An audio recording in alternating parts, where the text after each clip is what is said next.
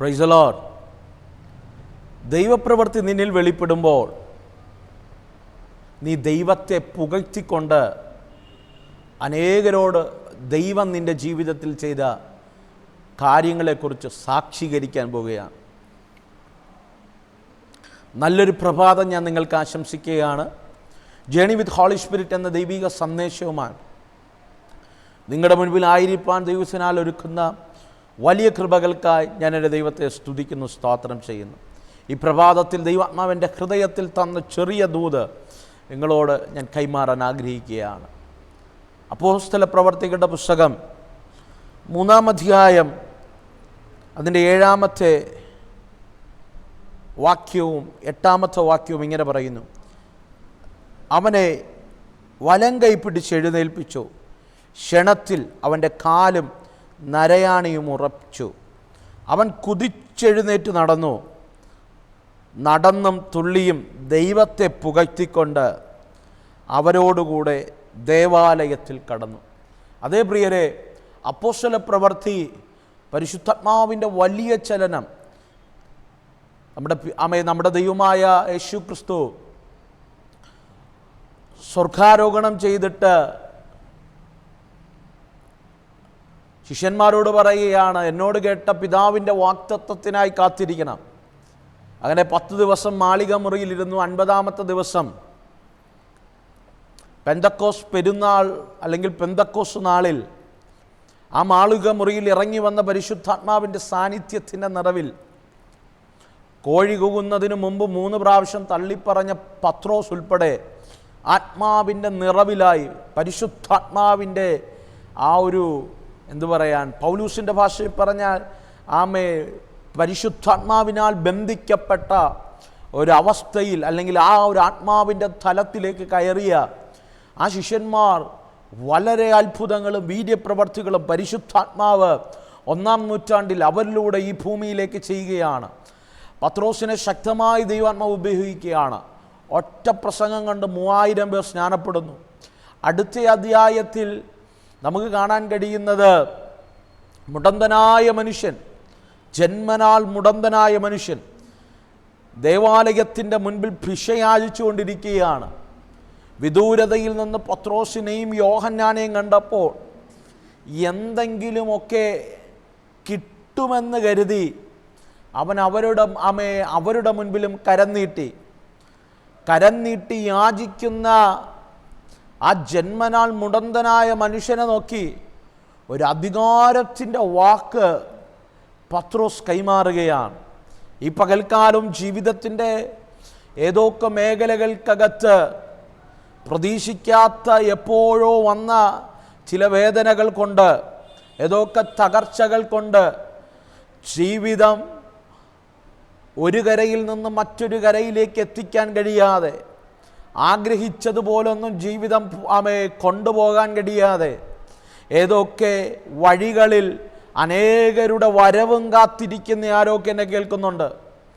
ഏതെങ്കിലും വഴിയിൽ ആ നന്മ ലഭിച്ചിരുന്നെങ്കിൽ എൻ്റെ കുഞ്ഞിൻ്റെ വിദ്യാഭ്യാസം പൂർത്തീകരിക്കുമായിരുന്നു, എൻ്റെ കുടുംബത്തിൻ്റെ അവസ്ഥ മാറുമായിരുന്നു, എൻ്റെ ശുശ്രൂഷ വെളിപ്പെടുമായിരുന്നു, ഇന്ന വ്യക്തികൾ എന്നെ ഒന്ന് സഹായിച്ചിരുന്നെങ്കിൽ എൻ്റെ കൂടാരത്തിൻ്റെ അവസ്ഥ മാറുമായിരുന്നു, എൻ്റെ തലമുറയ്ക്ക് നല്ല ഭാവി ഉണ്ടാകുമായിരുന്നു എന്നൊക്കെ ചിന്തിച്ച് നമ്മുടേതായ പ്ലാനുകളും പദ്ധതികളും ഇട്ടിരിക്കുന്നവരാണ് നമ്മൾ പലരും. പ്രിയരെ, ഈ പകൽക്കാലം ഞാൻ ആത്മാവിലൊരു ദൂത് കൈമാറാം.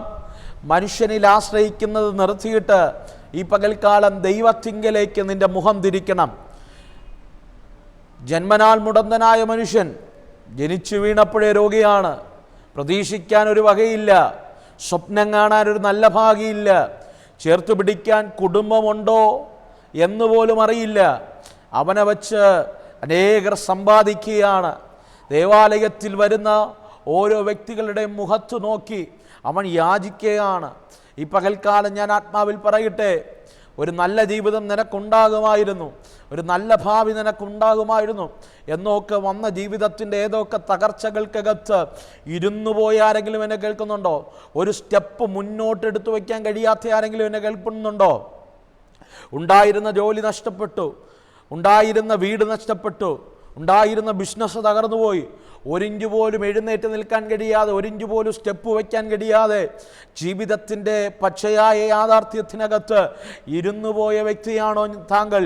ഈ പ്രഭാതത്തിൽ ആത്മാവിലൊരു ദൂത് ഞാൻ കൈമാറാം.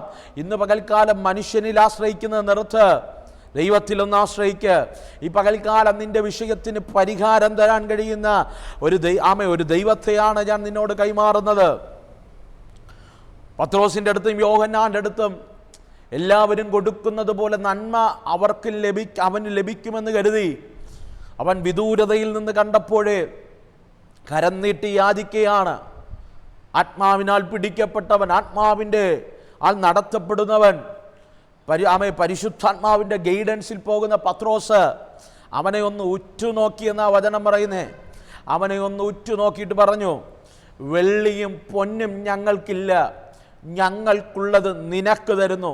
നസ്രയനായ യേശുവിൻ്റെ നാമത്തിൽ എഴുന്നേറ്റ് നടക്ക.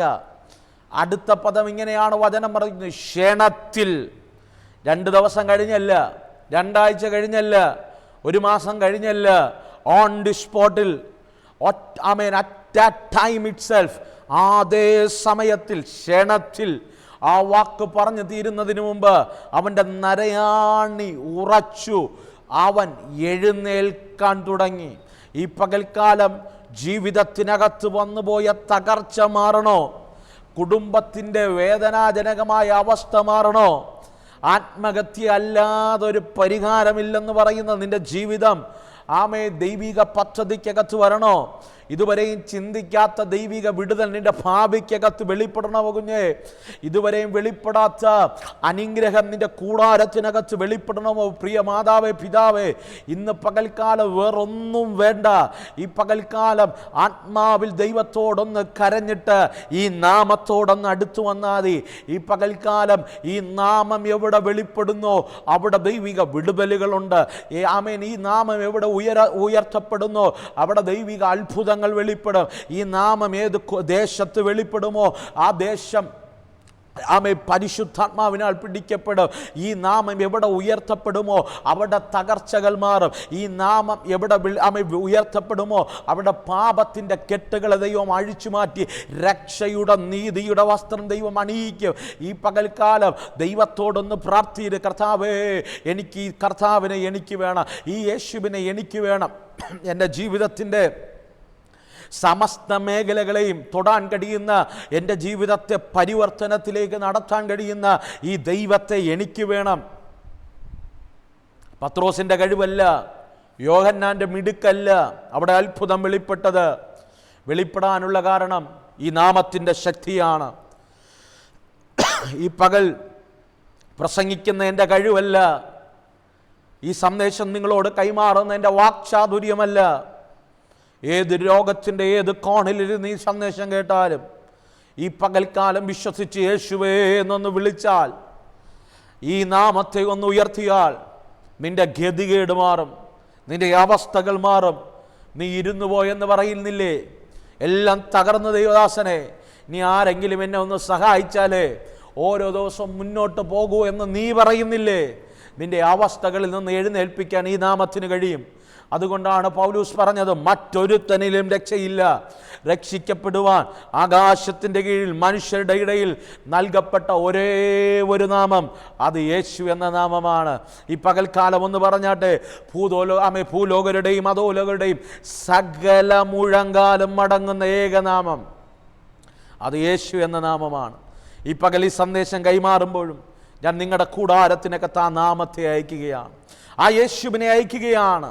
നിങ്ങൾ ഇവിടെ ഇരുന്ന ഈ സന്ദേശം കേട്ടാലും, ഏത് മതത്തിൽപ്പെട്ടവരായാലും, ഏത് ജാതിയിൽപ്പെട്ടവരായ, ഏത് വർഗത്തിൽപ്പെട്ടവരായിരുന്നാലും, ഇതുവരെ യേശുവിനെ പറ്റി കേൾക്കാത്ത വ്യക്തിയാണെങ്കിലും നിന്റെ ജീവിതത്തിനകത്ത് ഈ പകൽക്കാല യേശുവേ എന്നൊന്ന് വിളിച്ച് ഈ ദൈവത്തെ എനിക്ക് വേണമെന്ന് ഈ പ്രഭാതത്തിൽ നീ പറഞ്ഞു കഴിഞ്ഞാൽ ഈ ദൈവം നിന്റെ അടുക്കൽ ഇറങ്ങി വരും. ഈ നാമം നിന്റെ അടുക്കൽ ഇറങ്ങി വരും. ഈ നാമം നിന്റെ ജീവിതത്തിനകത്ത് ക്രിയേറ്റീവായ മിറക്കുകൾ കൊണ്ടുവരും, ക്രിയേറ്റീവായ അത്ഭുതങ്ങൾ കൊണ്ടുവരും.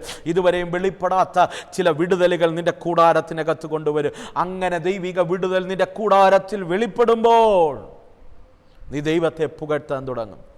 ഏത് നാവ് കൊണ്ടോ കഷ്ടതയുടെ കഥ പറഞ്ഞോ അതേ നാവ് കൊണ്ട് നീ ദൈവത്തെ പുകഴ്ത്തും. അതേ നാവ് കൊണ്ട് ദൈവത്തെ വാഴ്ത്തും, അതേ നാവ് കൊണ്ട് നീ ദൈവത്തെ ആരാധിക്കും. അവിടം കൊണ്ട് തീരില്ല. ഈ നാമം നിന്നെ ഉയർത്താൻ തുടങ്ങുമ്പോൾ, നിന്നെ ഉയർത്തി ഈ നാമത്തെ അനേകരോട് നീ സാക്ഷീകരിക്കാൻ പോവുകയാണ്. ഈ പകൽക്കാലം ഈ നാമത്തെ ഒന്ന് വിളിക്കാമോ? ഈ നാമത്തെ ഒന്ന് വിശ്വസിക്കാമോ? ഈ നാമത്തെ ഒന്ന് ഏറ്റെടുക്കാമോ? നിന്റെ ജീവിതത്തിലെ ഏത് പ്രശ്നത്തിനും പരിഹാരം തരാൻ കഴിയുന്ന ഏകനാമം യേശു എന്ന നാമം. ഈ പകൽക്കാലം എന്നോട് കൂടെ ചേർന്ന് പ്രാർത്ഥിക്കാൻ കഴിയുമെങ്കിൽ ഈ പ്രഭാതത്തിൽ എന്നോട് കൂടെ ചേർന്ന് പ്രാർത്ഥിച്ച് ഞാൻ നിങ്ങൾക്ക് വേണ്ടി പ്രാർത്ഥിക്കാൻ പോകാം. നിങ്ങളേത് സാഹചര്യത്തിലിരുന്നാലും, ഒരു പ്രതീക്ഷയില്ലാത്ത സാഹചര്യത്തിലിരുന്നാലും, ഒരു പ്രതീക്ഷയ്ക്ക് വകയില്ലാത്ത അവസ്ഥയിലിരുന്നാൽ ഈ പകൽക്കാലം പരിശുദ്ധാത്മാവിനോട് പറ, കർത്താവേ,